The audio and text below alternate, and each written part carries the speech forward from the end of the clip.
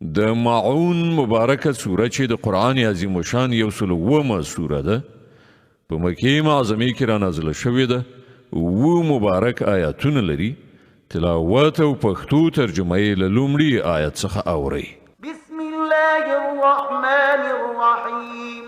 د الله په نوم چې ډیر زیات مهربان پورا رحم لرونکی دی. ارأیت الذی یکذب بالدین.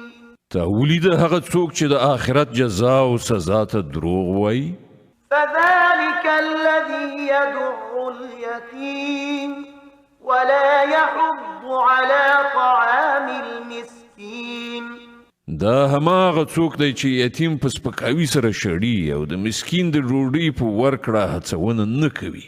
فويل للمصلين الذين هم عن صلاتهم ساهون الذين هم يراءون ويمنعون الماعون.